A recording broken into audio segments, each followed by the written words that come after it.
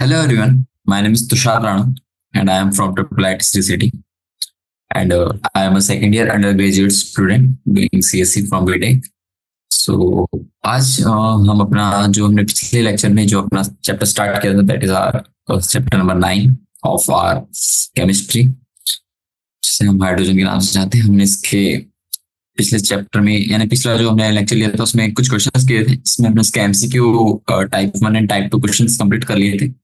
तो जहां तक मुझे याद है मैंने कुछ 27 क्वेश्चन तक करा दिए थे क्योंकि इसमें हमने दोनों टाइप के क्वेश्चंस कवर कर लिए थे that is MCQ type and single correct choice questions. Okay, तो चलिए आज हम स्टार्ट करते हैं अपना शॉर्ट आंसर टाइप क्वेश्चन से। तो ये हमारा हाइड्रोजन का पार्ट 2 लेक्चर है।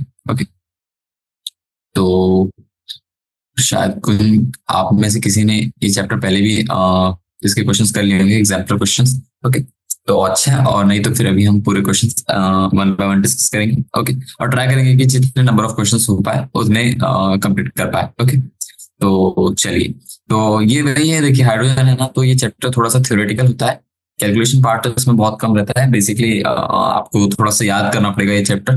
ओके, और अभी हम शॉर्ट आंसर टाइप क्वेश्चन में देखेंगे कि आपको बहुत सी डेफिनेशन वगैरह, बहुत से फंडास वगैरह, ये सब चीजें रहेगी। ओके, तो चलिए स्टार्ट करते हैं।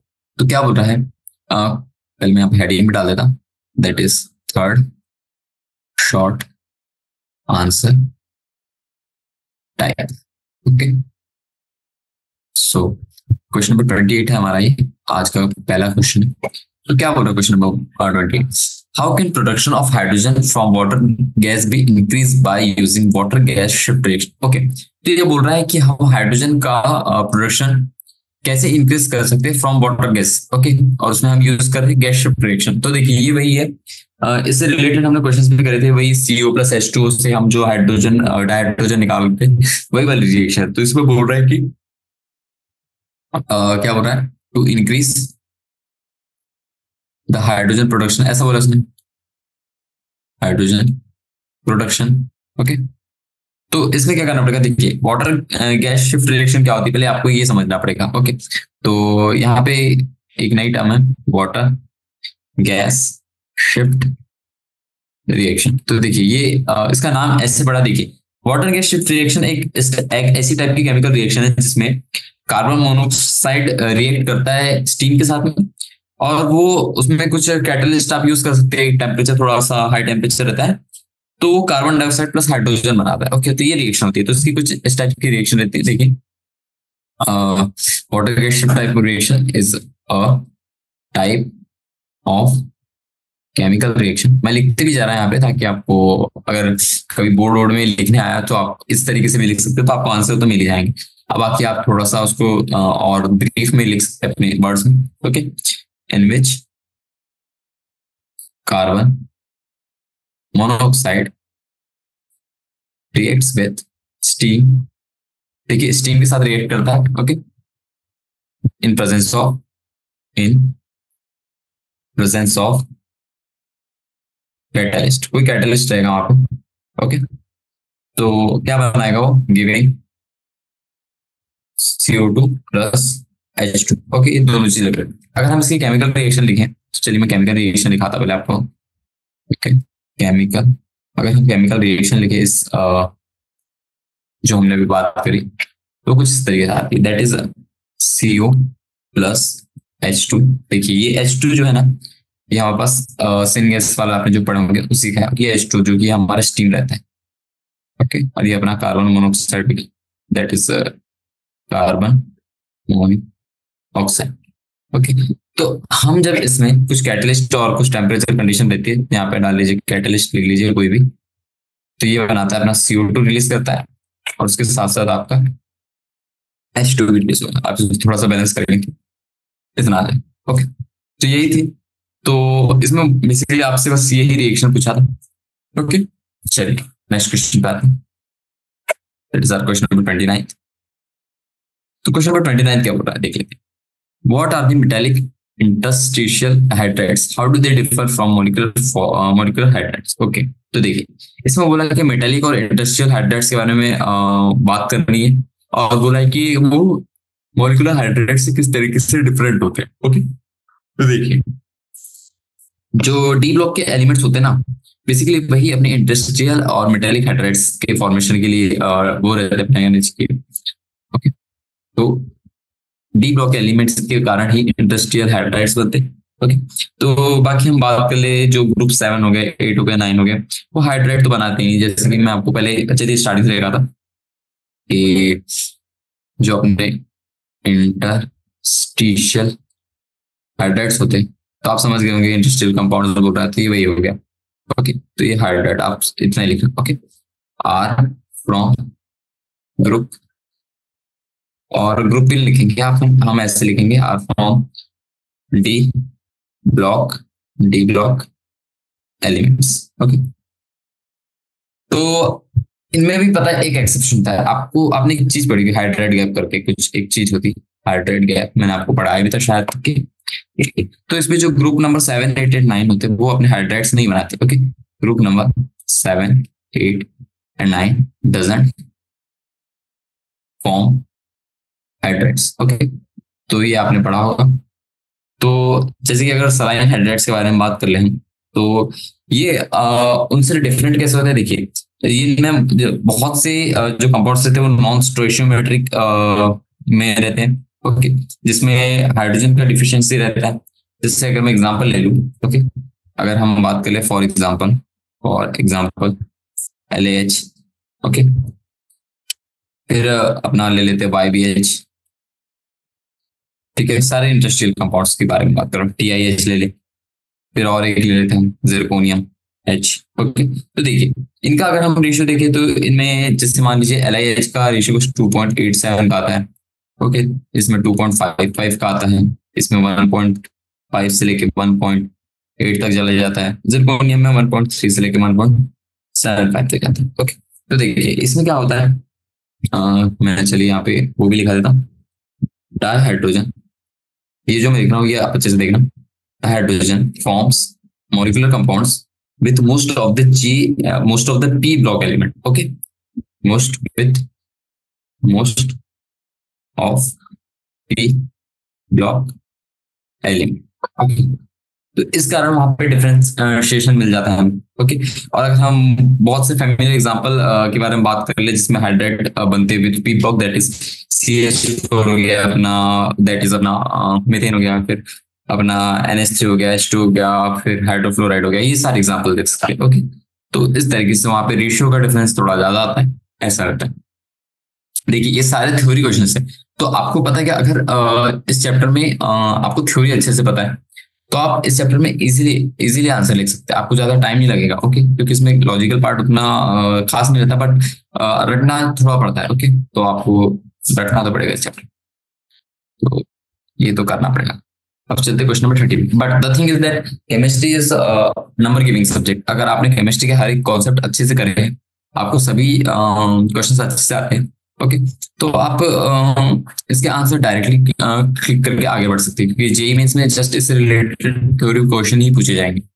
Name the classes of hydrates to which H2, B2H6 and NH belong. Okay, तो इसमें बोला कि इन ये जो हो गया अपना H2, फिर हो गया B2H6 और एक हो गया NH। ओके, तो ये जो हाइड्रेट है ये कौन सी कैटेगरी ऑफ हाइड्रेट्स को बिलोंग करती है, इनके बारे में पूछा है। तो देखिए जो NH होता है ना, अगर हम बात कर ले NH, तो देखिए इसमें हो गया सोडियम और ये हो गया हमारा एक टाइप का सॉल्ट। ठीक है, तो ये हमारा एक टाइप का सलाइन हाइड्रेट, सलाइन हाइड्रेट्स। तो अब मैं ये नहीं बताऊंगा कि सलाइन हाइड्रेट्स के, तो क्योंकि आपने ये सारी चीजें पढ़ी होगी। ओके, और अगर हम बात करें हमारे B2H6 की एंड H2 की, ठीक है, तो इसमें मॉलिक्यूलर हाइड्रेट्स होते हैं। अभी मैं बताता हूँ क्योंकि इसमें कुछ हाइड्रोजन बॉन्डिंग वाले कॉन्सेप्ट आते हैं। फिर B2H6 में आपने कोऑर्डिनेट बॉन्ड देखे होंगे। ओके, तो ये जो होते हैं ये दोनों belongs to molecular hydrates. Okay, तो इस तरीके से आप देखना। देखिए सब इजी, बस आपको थोड़ा सा याद करना पड़ेगा चैप्टर।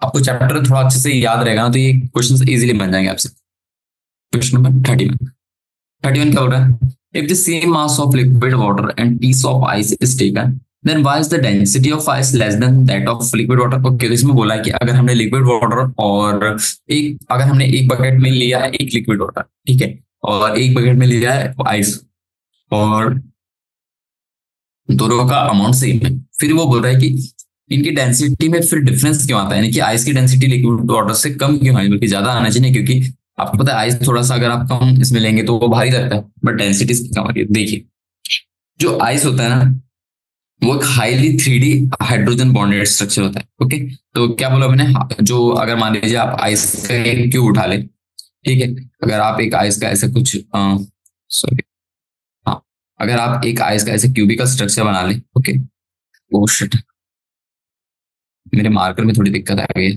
ओके, तो ये जो हो गया हमारा आइस। तो देखिए आइस का स्ट्रक्चर अगर आप ऐसे मान ले, तो देखिए इसमें जो हाइड्रोजन रहते हैं ना, वो आजू बाजू यानी कि हर चारों दिशाओं में अच्छे से कनेक्टेड होते हैं, और उन आइस में बहुत सारी हाइड्रोजन बॉन्डिंग होती है, अभी आपको पता है। तो जो आइस होता है वो एक highly ordered 3D hydrogen atom होता है, ठीक है, और उसके हर एक ऑक्सीजन एटम सराउंडेड होते हैं बाय 4 ऑक्सीजन एटम। ओके, ठीक है, क्या बोला मैंने, देखिए अगर आपने एक ऑक्सीजन एटम ये लिया, ठीक है, तो ये टेट्राहेड्रली 4 और ऑक्सीजन एटम से कनेक्टेड रहेगा, ठीक है। मान लीजिए कि इधर है, इधर है, इधर है, इधर है, तो और ये ऑक्सीजन से ऐसे कुछ कुछ कनेक्ट रहता है, फिर बीच में हाइड्रोजन आ जाता है, तो वहाँ हाइड्रोजन बॉन्डिंग हो जाती है, ठीक है। तो ये सारा एक थोड़ा, ये सब एक थोड़ा हमारा एक ब्रीफ ब्रीफ मैंने रफ इंट्रो दे दिया इसके बारे में। Okay? तो अगर हम बात करें इसकी थ्योरी के बारे में, तो देखिए मैं लिखा देता हूँ, ice has a highly 3D hydrogen bonded structure. Okay, और इसमें हर एक ऑक्सीजन एटम, मान लीजिए each oxygen atom surrounded by by 4 oxygen atom. Okay, तो जो दूसरे 4 ऑक्सीजन एटम होते हैं ना, उनसे और कनेक्टेड होता है ये वाला। ओके, तो यही बात, अगर आप इसके स्ट्रक्चर के बारे में देखेंगे तो उसका स्ट्रक्चर भी आप बना सकते हैं। मैं आपको एक रफ आइडिया दे देता है इसके स्ट्रक्चर का। तो देखिए वो कुछ इस प्रकार से होता है, इसमें हाइड्रोजन बॉन्डिंग होती है अपने आइस में, आपको पता होगा। तो देखिए ये ऑक्सीजन एक हो गया, फिर उसके साथ में 2 हाइड्रोजन कनेक्ट होंगे और हाइड्रोजन बॉन्डिंग। ओके, फिर इसमें भी पता है कि कुछ कुछ स्पेसिस में वैकेंसी आ जाती है, और कुछ कुछ स्पेसिस में कोवेलेंट बॉन्ड बनते हैं, जिसके कारण आइस की डेंसिटी में डिफरेंस आता है। वहीं पे अगर हम वाटर की डेंसिटी देख ले, तो ये सिर्फ H2 का स्ट्रक्चर हो गया, तो इसमें एक लोन पेयर ऐसे आ गया, एक लोन पेयर ऐसा हो गया, तो यहाँ hydrogen bonding P pi bonding हो जाती है। तो इसकी जो डेंसिटी होती है ना, density is more than what, sorry, more than ice. Okay, और वहीं पे हम आइस के बारे में बात करें, तो देखिए आइस का स्ट्रक्चर आप बनाएंगे, तो उसमें ऑक्सीजन के बहुत सारे बॉन्ड, हाइड्रोजन के बहुत सारे बॉन्ड कनेक्ट रहेंगे, बीच में कहीं के वॉइड्स आ जाते हैं, आपने पढ़ा होगा वॉइड्स क्या होते हैं। ओके, ये हाइड्रोजन हो गया, ऐसे कनेक्ट हो गया, फिर अपना एक हाइड्रोजन फिर से दूसरे ऑक्सीजन से कनेक्ट होगा, ये और 4 हाइड्रोजन से ऐसे कनेक्ट होगा। ओके, तो ये ऐसे। ओके, तो मैंने यहाँ पे कुछ शायद गलती, ओके, विथ अराउंड 4 ऑक्सीजन, नहीं ये शायद हाइड्रोजन है, गलती लिखी, मिस्टेक हो गया होगा। ओके, तो ये 4, एक ऑक्सीजन अपनी 4 हाइड्रोजन एटम से फिर कनेक्ट होगा, फिर ये हाइड्रोजन इस तरीके से कनेक्ट हो गया, फिर यहाँ पे एक ऑक्सीजन ऐसे कनेक्ट हो जाएगा, फिर ये हाइड्रोजन ऐसे कनेक्ट हो जाएगा, ये हाइड्रोजन, ये हाइड्रोजन। ओके, तो इस तरीके से इसके एटम्स कनेक्टेड होते हैं, तो अपना इस तरीके से बन पाता है। ओके, तो ये जो हो गया, मान लीजिए यहाँ पे कहीं पे वैकेंट स्पेस आ जाता है, ठीक है, फिर यहाँ पे कहीं स्पेसेस रहते हैं, फिर ये वाले तो अपने कोवेलेंट बॉन्ड है, कोवेलेंट बॉन्ड्स। ओके, तो इसके स्ट्रक्चर के कारण ही आइस और वाटर की डेंसिटी में डिफरेंस है। चलिए, अब आपको समझ आ गया होगा, मैंने थोड़ा अच्छे से यानी कि बता दिया कि दोनों के डेंसिटी में डिफरेंस क्यों आता है। चलिए, that is our question number 31 and let's move to question number 32। तो क्वेश्चन नंबर 32 क्या बोल रहा है, complete the following equation. Okay, तो हमारे पास कुछ 2 इक्वेशंस दी हुई है और हम इनका करस्पॉन्डिंग प्रोडक्ट लिखेंगे। तो देखिए हम क्वेश्चन नंबर 32 के बारे में बात कर ले, तो पहली वाली जो रिएक्शन दी हुई है दैट इज PbS, जो कि सॉलिड है, प्लस H2O2। तो ये हमारी हाइड्रोजन पेरोक्साइड के ऊपर की रिएक्शन है। तो आप सभी को पता है व्हाट इज हाइड्रोजन पेरोक्साइड। तो चलिए देखिए, तो अगर जिनको ये रिएक्शन याद है तो वो इजीली सॉल्व करके मूव ऑन कर सकते हैं, बट अगर आप चाहते तो देखिए, ये जो Pb है इसमें एक सल्फर का कंपाउंड है, ठीक है। जब वो H2O2 के साथ रिएक्ट करता है तो ये Pb जो है वो अपना सल्फर को छोड़ के SO4 के साथ में रिएक्ट कर लेता है। ओके, तो that is are PB SO4। जैसे हम H2SO4 की रिएक्शन करते हैं वैसे ही इसमें भी, तो ये PbSO4 और साथ साथ आपका जो H2 में से वाटर तो निकलेगा, दैट इज H2 ठीक है। तो ऐसा कुछ इसका आंसर हो जाएगा। तो ये पहली वाली रिएक्शन ये होगी। अब दूसरी वाली रिएक्शन देख लेते हैं। ये थोड़ी सी फेमस रिएक्शन और सभी को याद आती होगी ये रिएक्शन के इसमें क्या होता है, दैट इज आर, ये हमारी सिनगैस की एक रिएक्शन होती है, सिनगैस वाली वही रिएक्शन है। अभी हमने इससे रिलेटेड बहुत से क्वेश्चन भी करे, इसके ऊपर कैटलिस्ट भी दिया हमारे पास, दैट इज कोबाल्ट, जैसे यूज हो रहा है कैटलिस्ट। तो इसकी रिएक्शन क्या होती है, जब आप कार्बन मोनोऑक्साइड को हाइड्रोजन के साथ में रिएक्ट करते हैं, but the thing is that यहाँ पे आपने जो कैटलिस्ट लिया है ना वो इंपॉर्टेंट है। अगर यहाँ पे आप कोबाल्ट कैटलिस्ट लेते हैं तो यहाँ का मिथनॉल बन जाता है। Okay, that is methane. अगर इसका केमिकल कंपाउंड लिखेंगे तो दैट इज CH3OH। ओके, तो ये हमारे एक लिक्विड फॉर्म का स्ट्रक्चर रहता है। तो I think this reaction is named, I guess. Okay, चलिए क्वेश्चन नंबर 33 का।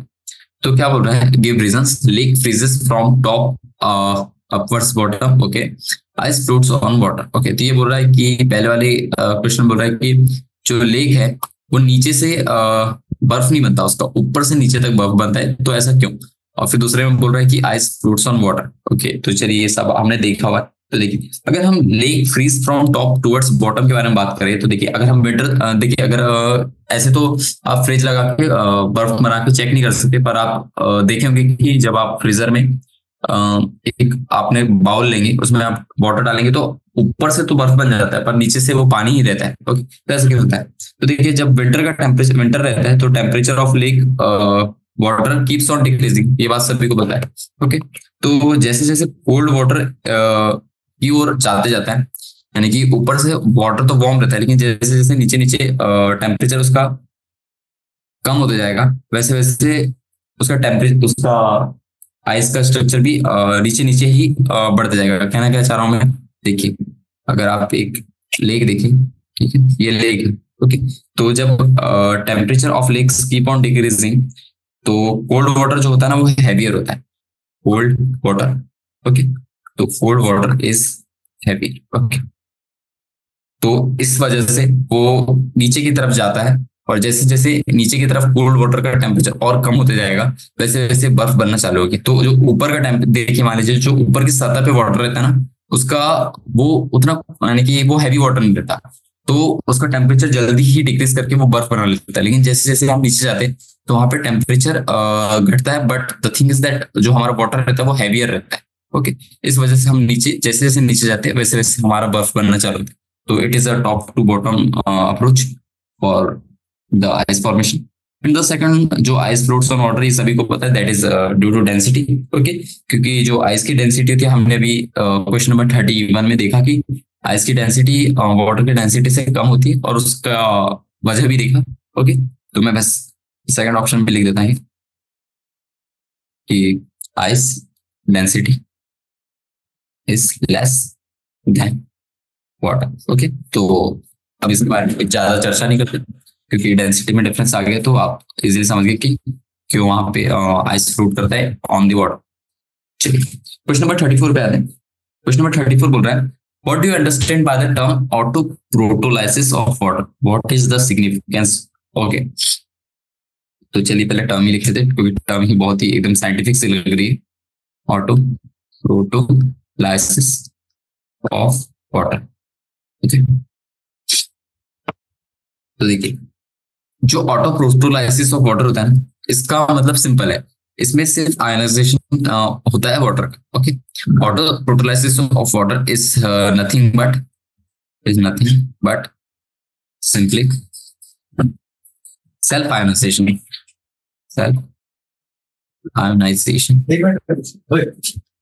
Of water. ओके, तो इसकी कुछ मैं आपको रिएक्शन दिखा देता हूँ ताकि आपको और समझ आ जाए कि किस तरीके से आप बोल रहे हैं कि इसमें वाटर का सेल्फ आयनाइजेशन होता है। Self ionisation in the sense कि अगर आप इसमें एसिड बेस रिएक्शन कराएंगे तो उनकी हर एक एसिड का कॉन्जुगेट बेस बनेगा, कॉन्जुगेट एसिड का कॉन्जुगेट बेस बनेगा, इस टाइप से। ओके, तो देखिए अगर आप बात कर ले H2O की, जो कि हमारा लिक्विड फॉर्म में प्रेजेंट रह रहा है। ओके, और हम इसमें इसका जो OH नेगेटिव जो कि कॉन्जुगेट बेस हो जाएगा उसका। ओके, तो जब आप इनको रिएक्ट करेंगे और साथ साथ में आपका H2 तो लिक्विड डाल ही रहेगा आप, ओके, तो ये एसिड की तरह बिहेव करता है, that is act as a behave. And जो आपका H ये जो बनाएगा दैट इज H2O2, जो कि एक्वस फॉर्म में रहेगा, उसका कॉन्जुगेट होता है। ओके, तो इस तरीके से वो सेल्फ आयोनाइजेशन शो करता है। तो इसका सिग्निफिकेंस क्या होता है, चलिए देख लेते हैं, जो कि सेकंड पार्ट है हमारा इस क्वेश्चन का। सिग्निफिकेंस, इसका सिग्निफिकेंस होता है क्योंकि जो ऑटो प्रोटोलाइसिस होता है उससे water has the ability to act as the acid और base as well as, okay. तो आपने देखा होगा कि हम जब भी पीएच निकालते हैं तो उसमें H plus plus OH minus की कंसेंट्रेशन देखते हैं, ओके। तो उसमें जो H प्लस होता है वो एक्ट एज एसिड करता है, फिर OH minus act as a base करता है, ओके। तो वो इसी वजह से आता है, that is the autoprotolysis of water, जिसकी वजह से वाटर के पास दो एबिलिटी रहती है, to act as an acid and act as a base, okay. So इस तरीके से इसे हम एम्फोट्रिक सब्सटेंस की तरह बिहेव करता है, ऐसा भी मान सकते हैं।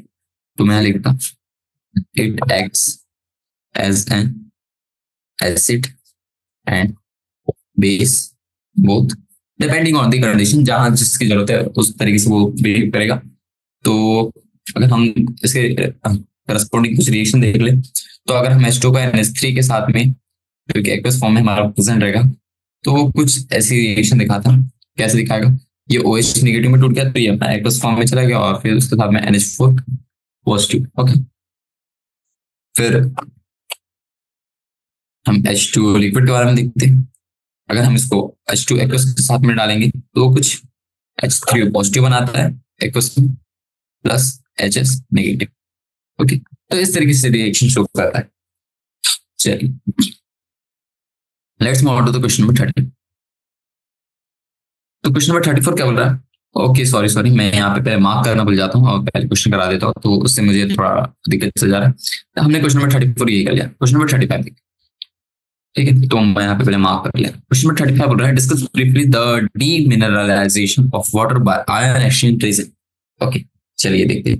तो देखिए, जो वाटर का डीमिनरलाइजेशन यूजिंग ऑर्गेनिक और सिंथेटिक आयन एक्सचेंज, जो कि हम रेजिन के नाम पे जानते हैं, तो आप सभी ने वीडियोस भी देखी कि व्हाट इज द रेजिन, तो एक बहुत ही एकदम जेलेटिनियस सब्सटेंस होता है, यानी कि एकदम जब वो सूख जाता है थोड़ा हार्ड हो जाता है, ओके, बट वो बहुत ही छूने में बहुत सॉफ्ट होता है, ओके। तो देखिए, जो सिंथेटिक रीजन्स होते हैं ना, वो इनसॉल्युबल पॉलीमेरिक सॉलिड रहते हैं, ओके, जिनमें बहुत सारे लार्ज नेटवर्क ऑफ हाइड्रोकार्बन होते हैं, जो कि रिएक्टिव एसिड और बेसिक ग्रुप से बिलोंग करते हैं। कि रेजिन है तो ये, the thing is that it is a flammable.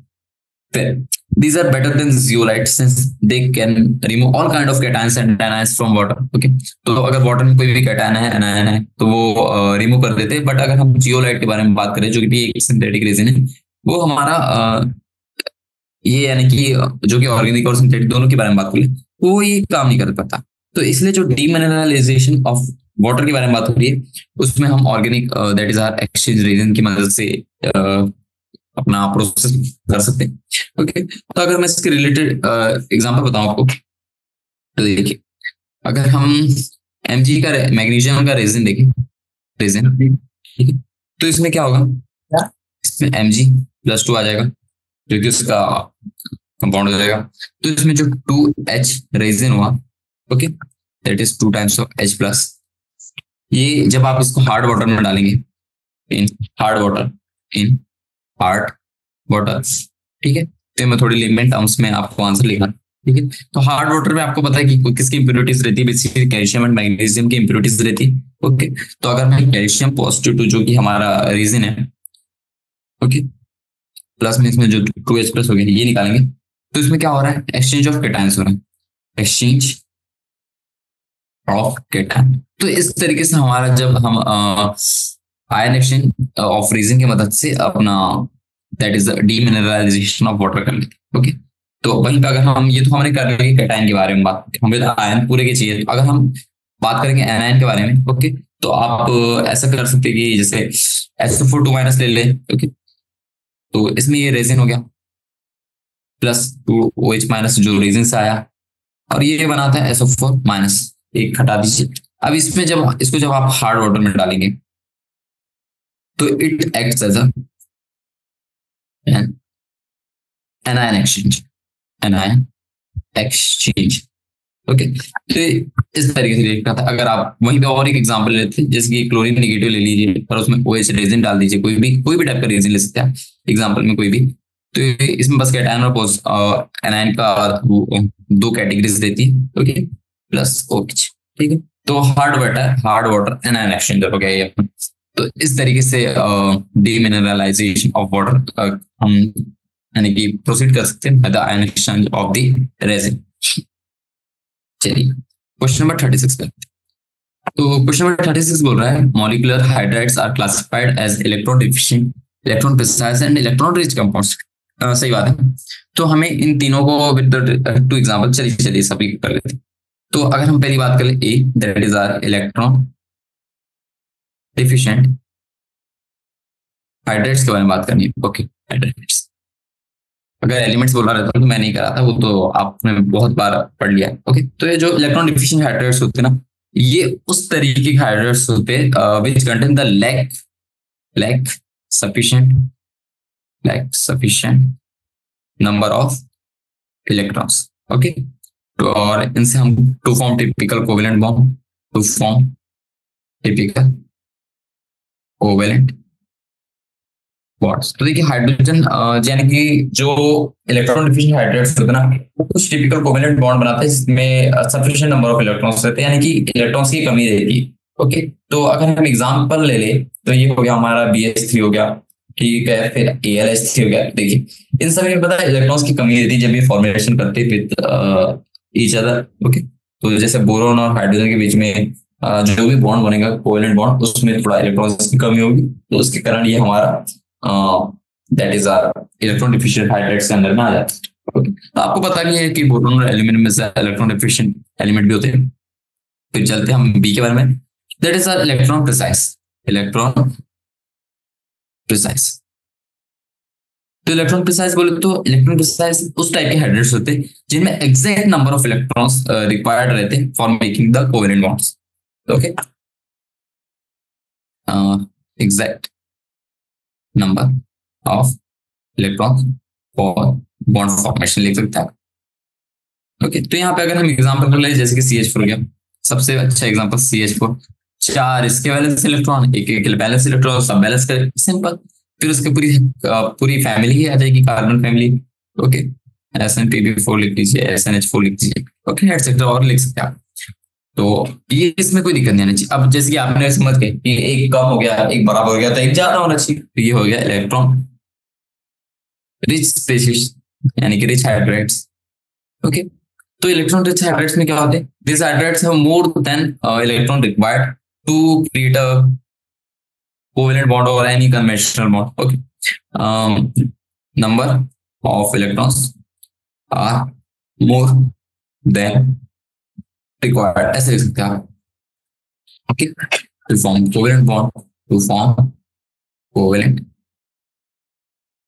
Bonds, okay, जो कि एक टाइप के कन्वेंशनल भी हो सकते हैं, ठीक है। तो इस तरीके से देखना। अगर हम इसके एग्जांपल ले लें तो जैसे NH3 हो गया, जिसमें अगर मैं एग्जांपल के बारे में बता दूं, देखिए NH3 हो गया, तो अब NH3 के बारे में चलिए अभी मैं पूरे एग्जांपल लिखा देता हूं, पूरे PH3 हो गया, फिर उसकी पूरी फैमिली H2 भी हो गया, H2S हो गया, ओके। तो मैं इसके दो एग्जांपल के स्ट्रक्चर बनाता हूं, उसके बाद में आपको समझ आएगा। नाइट्रोजन के पास होते हैं 5 वैलेंस इलेक्ट्रॉन, ठीक है। इसको रिक्वायर्ड कितने, required 3 electron, okay, for hydrogen formation NH3, okay. तो अगर ये नाइट्रोजन हाइड्रोजन के 3 एटम्स इस तरीके से कनेक्टेड है, तो इसमें तो उसका जो मोटिव था वो तो हो गया, बट इसके पास 2 इलेक्ट्रॉन फिर बच गया, तो यहाँ पे इलेक्ट्रॉन रिच हो गया ये। फिर हम H2 के बारे में बात कर ले, ओके। तो जो ऑक्सीजन है, ऑक्सीजन के पास 6 इलेक्ट्रॉन, रिक्वायर्ड कितने हैं इसको, 2 इलेक्ट्रॉन फॉर बॉन्ड फॉर्मेशन, ठीक है। तो ये ऑक्सीजन कैसे करता है, ये हाइड्रोजन इस तरीके से, और ये 2 लोन पेयर ऐसे बना लेता है, देखिए 2 पेयर ऑफ इलेक्ट्रॉन्स, ओके। तो ये हो गया हमारा इलेक्ट्रॉन रिच, जो कि ये वाला आ जाता है, ठीक। तो इस तरीके से आपको चेक करना, सिंपल था, बस थ्योरी कंटेंट था, याद करिए और आंसर लिख दीजिए। चलिए क्वेश्चन नंबर 37 का। तो क्वेश्चन नंबर 37 बोल रहा है how is heavy water prepared, okay, compare it's physical properties with those of ordinary, okay. तो हमें अभी हैवी वाटर का प्रिपरेशन देखना है और हमें हैवी वाटर को कंपेयर करना है विद द नॉर्मल वाटर जो कि हम यूज करते हैं, दैट इज H2, ओके। तो आपको पता है हैवी वाटर क्या होता है, that is simply H2, okay. तो देखिए हैवी वाटर हैवी वाटर मतलब ये मैं समझ लीजिए भारी होता है, but the sense is that ये सचमुच में भारी होता है। ओके, हैवी वाटर बोले तो D2। अब आपको H2O पता होगा, T2O पता होगा क्या होता है।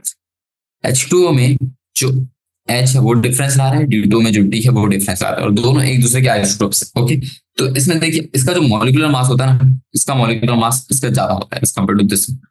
तो उसके बारे में अभी हम सारी प्रॉपर्टीज डिस्कस करेंगे। पहले मैं आपको बता देता हूँ the preparation of heavy water. Okay, तो चलिए लिख लेते हैं heading, preparation of heavy water. तो हम हैवी वाटर किस तरीके से प्रिपेयर करते हैं, चलिए ये देखिए। तो हैवी वाटर की प्रिपरेशन के लिए आपको वाटर को रिपीटेडली इलेक्ट्रोलाइजेशन करना पड़ेगा। ओके, जिसमें कुछ फर्टिलाइजर इंडस्ट्री का प्रोडक्ट भी यूज कर सकते हैं। ओके, तो जो कंपाउंड हमें बनेगा वो दैट इज ड्यूटेरियम। ओके, जिससे हम और दूसरे टाइप के ड्यूटेरियम कंपाउंड बना सकते हैं। तो देखिए मैं यहाँ पे लिखा देता है heavy water can be made by electrolysing water repeatedly. Okay, electrolysing water जो कि सिंपल H2O रहता है रिपीटेडली। ओके, और इसकी जगह और कर सकते हैं एज अ बाय प्रोडक्ट, यानी कि जो फर्टिलाइजर इंडस्ट्री में हम फर्टिलाइजर बनाते हैं तो उसमें जो बाय प्रोडक्ट बनता है उसमें भी हमारा D2 निकलता है। Okay, in that is fertiliser industry. तो क्योंकि और दूसरी इंडस्ट्रीज में भी निकलता है, बट द मेजर कंपोनेंट यानी कि जो मास अमाउंट में निकल पाता है वो इसमें निकलता है। ओके, जो कि हमारा that is deuterium compound, deuterium compound, ताकि हम उसको प्योरीफाई करके अपना हैवी वाटर वगैरह निकाल लें। चलिए, अब इसके बारे में बोला है इसने compare it's physical properties. Okay, तो फिजिकल प्रॉपर्टीज से बोला है, तो चलिए फिजिकल के बारे में ही बात कर लेते हैं। फिजिकल प्रॉपर्टीज, डिफरेंस बिटवीन किसके बारे में, H2O एंड D2। तो जो सिंपल वाटर होता है हमारा H2O ही होता है, तो इसमें तो कोई दिक्कत नहीं आती। फिर आप सभी को तो पता ही होगा कि व्हाट इज H2O एंड उनके बीच में मेल्टिंग पॉइंट, ये सब चीजें। तो चलिए कुछ कुछ प्रॉपर्टीज देख लेते हैं। मैं एक साइड प्रॉपर्टी लिख लूंगा, एक साइड H2O लिख लेता हूँ और एक साइड D2O लिख लेता हूँ। ओके, एक थोड़ा सा ऐसे कॉलम टाइप का बना लेते हैं, थोड़ा और लंबा बना लेते हैं। ओके, और लंबा। हाँ, हमको जितनी जितनी याद आती जाएगी हम उतनी उतनी लिखेंगे, बाकी हम देखेंगे क्या करें। अगर हम बात कर ले मॉलिक्यूलर मास के बारे में। ओके, तो इसका मास कितना होता है, 18.015 ग्राम होता है, सभी को पता है। फिर इसका जो मास होता है दैट इज 20.0276, और ये जो मास का डिफरेंस है ना that is due to D2। Okay, फिर मेल्टिंग पॉइंट के बारे में बात कर लेते हैं। मेल्टिंग पॉइंट इसका 273 केल्विन होता है, जो कि आप सभी को पता है, और इसका 276 होता है just because of that D2। Okay, फिर हम बात कर लेते हैं बॉइलिंग पॉइंट के बारे में। बॉइलिंग पॉइंट इसका फिर ज्यादा हो जाएगा, 373 इसका है, तो इसका भी थोड़ा सा तो ज्यादा हो गई, तो 374.4 आता है।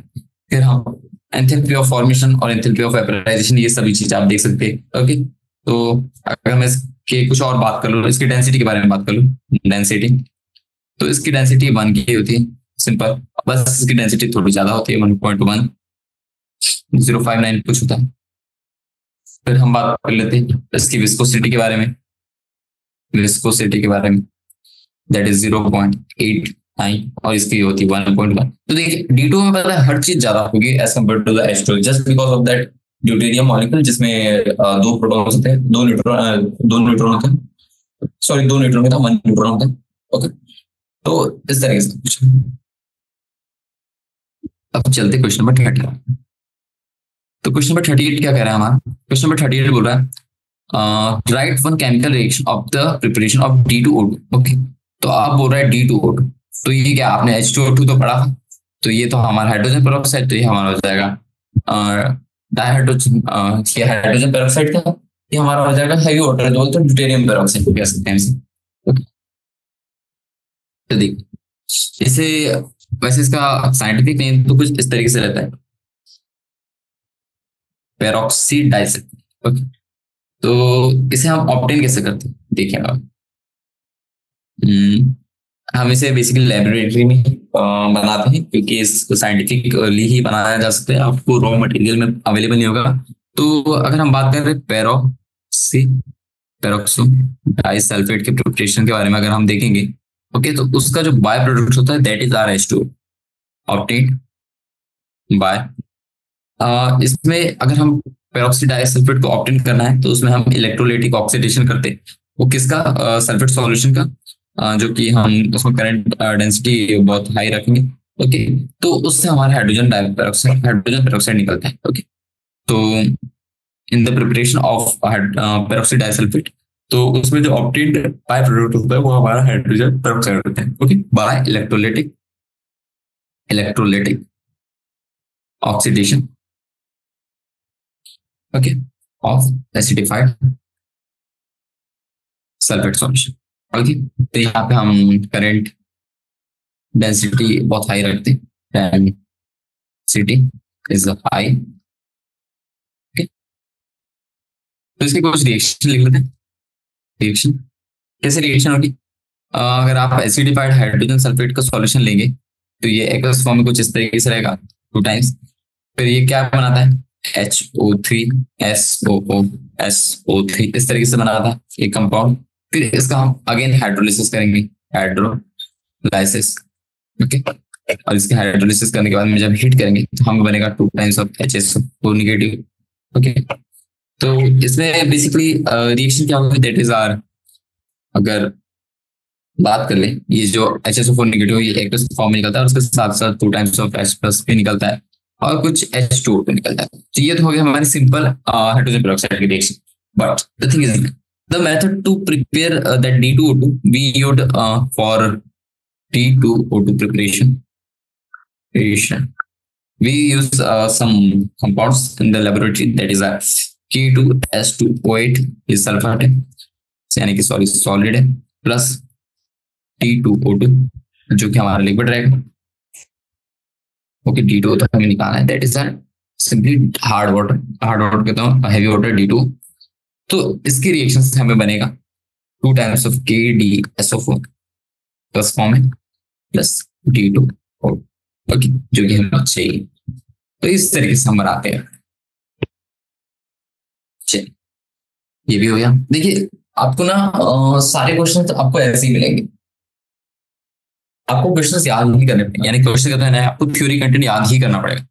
यानी कि आप हर एक चीज के बारे में ऐसे रिएक्शंस बना नहीं पाओगे, आपको कुछ रिएक्शंस याद करके रखनी पड़ेगी ताकि आपको ऑन पॉइंट जब पूछा जाए तो आप डायरेक्टली लिख सके और आप वहां ज्यादा फालतू का दिमाग में लगाए। चलिए, क्वेश्चन नंबर 39 बोला था, calculate strength of 5 volume H2O2 solution. Okay, तो ये क्वेश्चन थोड़ा सा कैलकुलेशन बेस्ड क्वेश्चन। ओके, तो इसको मैं थोड़ा ऐसा मार्क कर लेता हूँ, ठीक है, और ये लिख लेते हैं कैलकुलेशन बेस्ड। ओके, तो देखिए, हमें स्ट्रेंथ बताना है ऑफ 5 वॉल्यूम H2O2 सॉल्यूशन। तो आप सभी को पता होगा ये चीज क्या होती है, 5 what is 5 volume H2O2 solution. Okay, तो पहले रिएक्शन लिख लेते हैं। जो H2O2 हो गया, वो जब आप रिलीज करेंगे तो ये H2O प्लस O2 में टूटेगा, तो इसको आप जब बैलेंस करेंगे तो इधर भी 2 आ जाएगा, इधर भी 2 आ जाएगा बराबर। तो देखिए, जो 5 वॉल्यूम H2O2 मीन्स कि 1 लीटर H2O2 देगा आपको 5 litre of O2 at ST.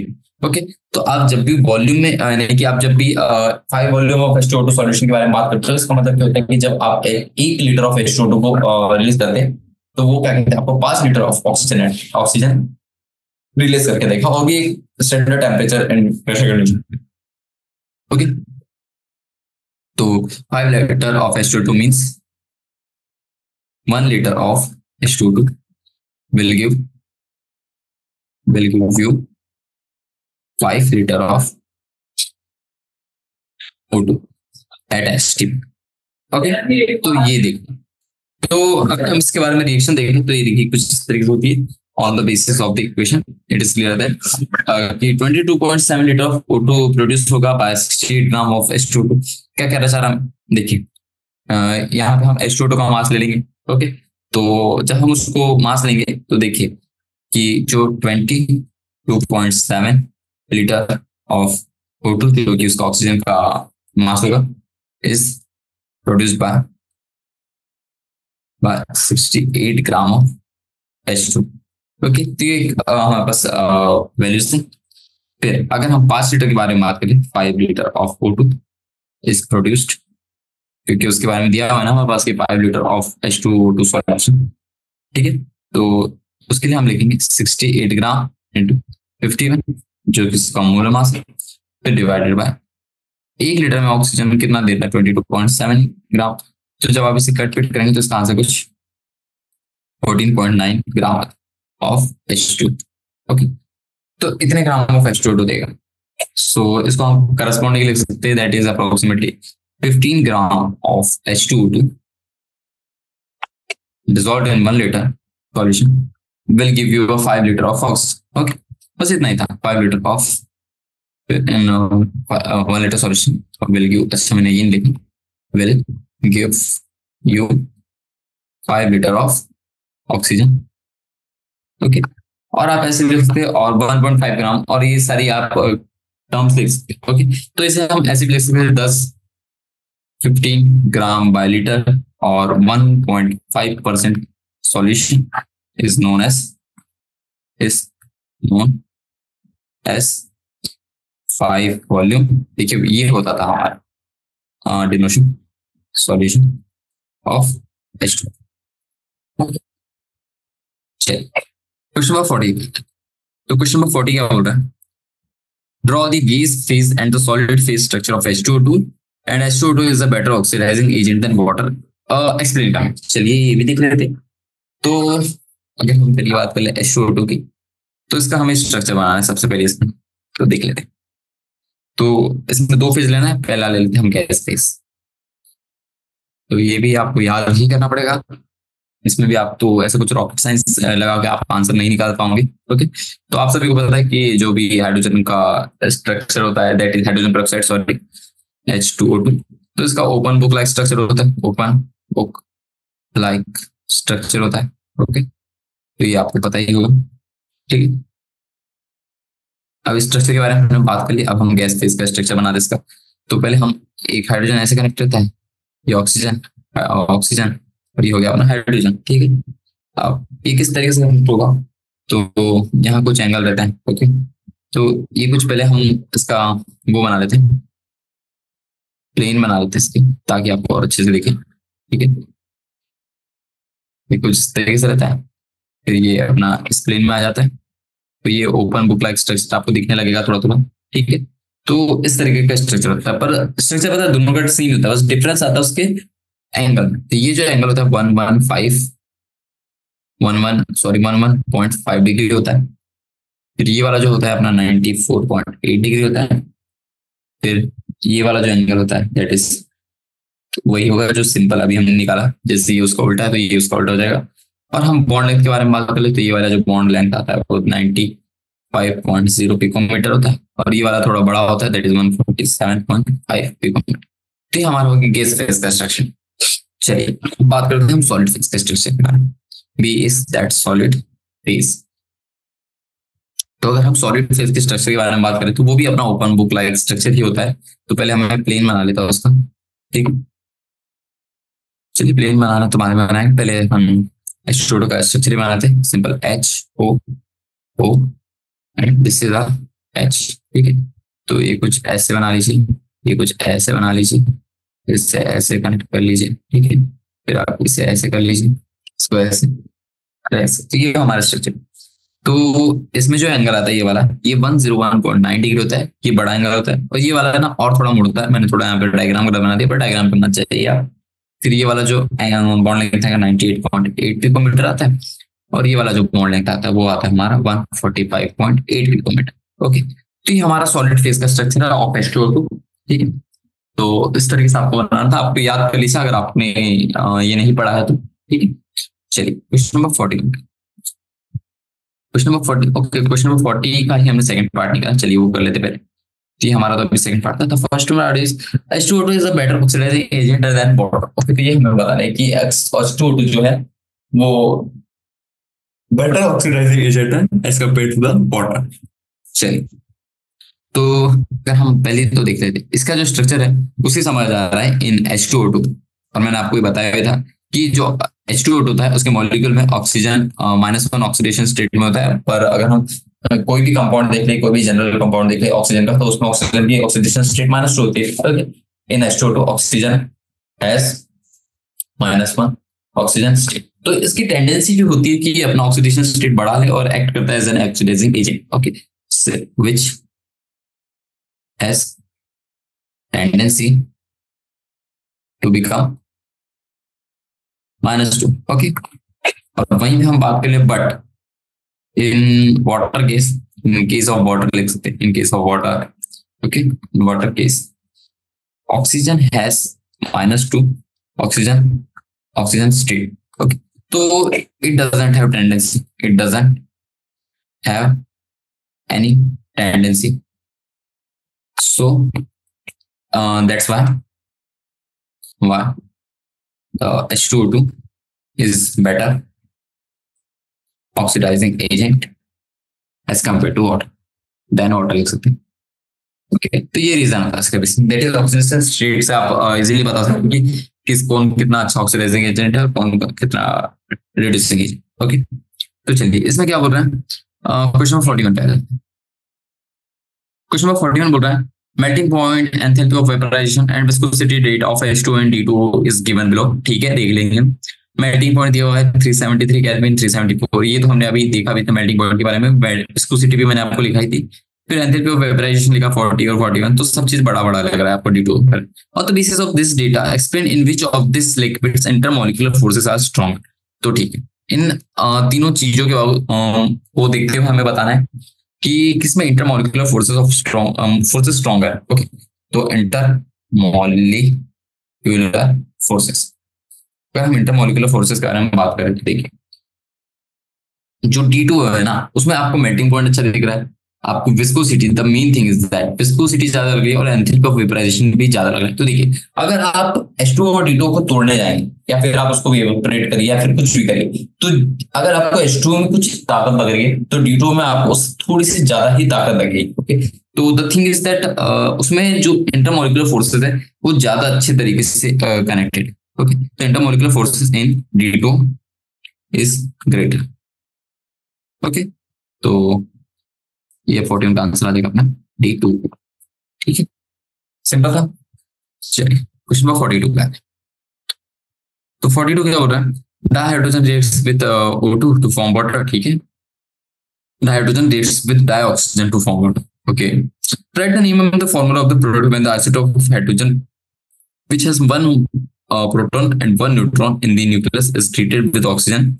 Will the reactivity of both the isotopes of the same towards the oxygen? Okay, तो देखिए सब चीजें आप छोड़िए, मैं बताता हूँ आपको, ये सब चीजें आप कर चुके हैं, आपके लिए बहुत इजी। ये आपको सिंपल हाइड्रोजन के आइसोटोप्स और उनसे रिलेटेड केमिकल रिएक्शन के क्वेश्चन। ओके, तो ये बोल रहा है ऑक्सीजन के साथ में जब रिएक्ट करेंगे तो क्या क्या बनाएंगे, ऐसा कुछ कुछ बोल रहा है।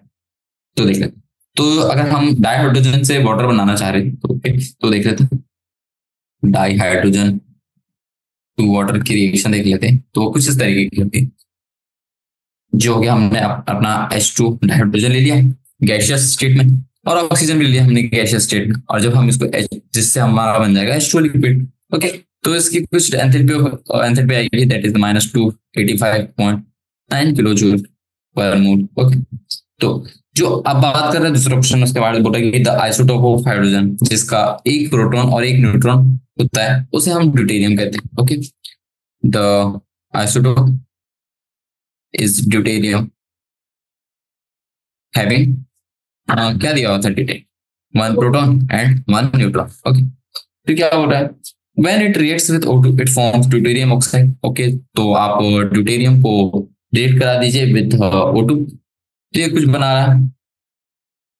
When O2 reacts with it forms deuterium oxide, तो सही बात है कि हाइड्रोजन के तरी ही रिएक्शन शो करता है, बस इसमें फिजिकल प्रॉपर्टीज में डिफरेंसेस देखे जाते जा रहा है। ओके, अब deuterium reacts in similar way but the reactivity will be lesser than the hydrogen. क्यों? क्योंकि देखिए इसमें bond dissociation energy of D2 is greater than as compare to the hydrogen. तो देखिए अगर मैंने आपको पिछला ही क्वेश्चन देख लो तो उसमें D2 के बारे में हमने देखा, तो उसमें बोला कि इंटरमॉलिक्यूलर फोर्सेस स्ट्रॉन्गर होते हैं। ओके, तो अगर आपको D2O बनाना है, ओके दैट इज D2O बनाना है, तो D double bond D single bond को तोड़ने में जो एनर्जी लगेगी वो लगेगी हाइयर। ओके, तो इसलिए वहां पे रिएक्टिविटी का फंडा थोड़ा सा कम आ जाता है as compare to the hydrogen. Okay, so इसलिए यहाँ पे आपका आंसर भी आ गया। So due to that high bond dissociation enthalpy of D2 compared to hydrogen, there is a lesser reactivity towards hydrogen. Sorry, there is a lesser reactivity as compared to the hydrogen in the D2. Okay, चलिए question number 43 why HCl is a gas and HF is a liquid. Okay, तो ये जो question है ना, ये सभी को पता है, मुझे पता है HCl and HF। तो देखिए हाइड्रोजन क्लोराइड और हाइड्रोजन फ्लोराइड। ओके, तो HF में क्या होता है पता है क्या? तो HF में होता है अपना हाइड्रोजन बॉन्डिंग। ओके, तो due to hydrogen bonding HF is liquid. Okay, HF is liquid due to hydrogen bonding plus where is, अगर हम HCl के बारे में बात करें, but in HCl, okay, HCl हमारा क्या होता है, गैस स्टेट में रहता है। ओके, तो it lack of hydrogen bonding.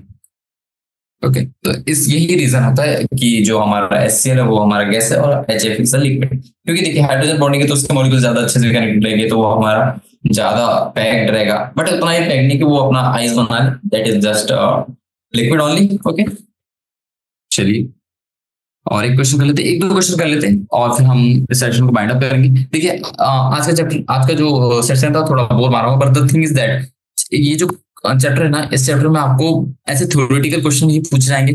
Okay, और इसमें कैलकुलेशन बेस्ड क्वेश्चन हम मुश्किल से एक या दो ही क्वेश्चन करें, उससे रिलेटेड ज्यादा क्वेश्चन थे नहीं, तो ये चैप्टर थोड़ा होता है वैसे। फिर क्या हो रहा है, मैंने द फर्स्ट क्वेश्चन को 44 बोला है, when the first element of the periodic table is treated with dioxygen, it gives a compound whose solid state floats on its liquid state. Okay, तो वो बोल रहा है आइस और वाटर के बारे में बात कर रहा है। This compound has the ability to act as an acid. Okay, तो ये हमने क्वेश्चन कर लिया, मैंने आपको बता दिया था। ओके, एसिड कॉन्जुगेट बेस के बारे में, ऑटो प्रोटोलाइसिस ऑफ वाटर वाला जो क्वेश्चन था वही क्वेश्चन। चलिए क्वेश्चन नंबर 50 देख लेते हैं, और मैं यहाँ पे लिखा भी था, आपको याद है, ऑटो प्रोटोलाइसिस। ओके, ये देख लीजिएगा। ओके, ये क्वेश्चन भी आप कर लीजिएगा, ये भी इजी क्वेश्चन। ठीक है, चलिए अब चलते हैं क्वेश्चन नंबर 46 के। क्वेश्चन नंबर 46 बोल रहा है give reason why hydrogen resembles alkali metals. Okay, तो ये बोल रहा है कि जो हाइड्रोजन होता है वो हमारे अल्कली मेटल्स की तरह रिएक्ट क्यों, यानी कि प्रॉपर्टी शो क्यों करता है। ओके, तो ये भी क्वेश्चन मैं आपके लिए छोड़ रहा हूँ just for practice. Question number 47 देखते हैं, hydrogen generally forms covalent compounds, तो इसके रीजन बताए। तो देखिए जो आयनाइजेशन एंथैल्पी होती है ना हाइड्रोजन की, वो हेलोजन से भी ज्यादा होती है। ओके, तो जैसे कि मान लीजिए फ्लोरीन की हो गई 1680 किलो जूल्स। ओके, इस टाइप की होती है। अगर हम हेलोजन के बारे में बात करें तो जो हमारा हाइड्रोजन है वो एक डायटोमिक मॉलिक्यूल होता है और वो दूसरे दूसरे एलिमेंट के साथ कंबाइन करके हाइड्राइड्स बना लेता है और large number of covalent compounds इस तरीके से बना। ओके, तो ये भी आपको क्लियर होगा। फिर अपना क्वेश्चन नंबर 48 क्या बोल रहा है, क्वेश्चन नंबर 48 बोल रहा है कि why is the ionisation enthalpy of hydrogen higher than that of sodium. चलिए ये क्वेश्चन करते हैं। तो क्वेश्चन नंबर 48, तो इसमें बोला है कि ionisation enthalpy of hydrogen sodium की आयनाइजेशन एंथैल्पी से ज्यादा क्यों होती है। तो देखिए जो सोडियम होता है ना, उसका लास्ट शेल 3s1 इलेक्ट्रॉन में होता है, 3s1 शेल में होता है। ओके, तो जब वो अपना इलेक्ट्रॉन वहां से छोड़ लेता है तो वो एक्वायर करता है, दैट इज नियॉन को configuration, that is simply that is जो अपना नोबल गैस कॉन्फ़िगरेशन था वही एक्वायर कर लेता है, तो वहां पे स्टेबिलिटी ज्यादा आ जाती है। ओके, इसलिए ionisation enthalpy of hydrogen is higher than that of sodium. तो मैं आपको लिखा देता हूं, इन सोडियम दैट इज Na11 ये जो होता है। ओके, तो Na11 the last shell electron is in 3s1. Okay, 3s1 में बिलोंग करता है, but after losing 1 इलेक्ट्रॉन जो कि हो गया हमारा Na+, तो इसमें हो गया 10 इलेक्ट्रॉन। ठीक है, it acquire noble gas configuration, noble gas तो नहीं कहेंगे हम, मैंने ये नहीं सकते कि नियॉन को कॉन्फ़िगरेशन एक्वायर कर लेता है। ओके, तो एक्वायर नियॉन कॉन्फ़िगरेशन। वहीं पे अगर हम हाइड्रोजन के बारे में बात करें वो कि हमारा s सब शेल में है, तो इस वजह से हमारा ionization enthalpy of that is our water, that is hydrogen is higher than that of sodium. Okay, तो आई थिंक आपको ये क्वेश्चन नंबर 48 भी समझ आ गया होगा। तो फिर क्वेश्चन नंबर 50 और ये 49 PCA what is the importance of heavy water से रिलेटेड क्वेश्चन भी हम कर चुके हैं। ओके, तो हमने आज लगभग सारे क्वेश्चन कर ही लिए। ओके, जो कि इंपॉर्टेंट इंपॉर्टेंट होते हैं, शॉर्ट आंसर टाइप पूरे कर लिए। ओके, तो ठीक है, आज के लिए इतना ही करते हैं, और मैं आपको ज्यादा और बोर नहीं करना चाहूंगा। बाकी आप और चाहे तो प्रैक्टिस कर सकते हैं इसके नीचे और क्वेश्चन से। तो thank you all of you, आज के लिए बस इतना ही। We will meet in next lecture. Bye bye.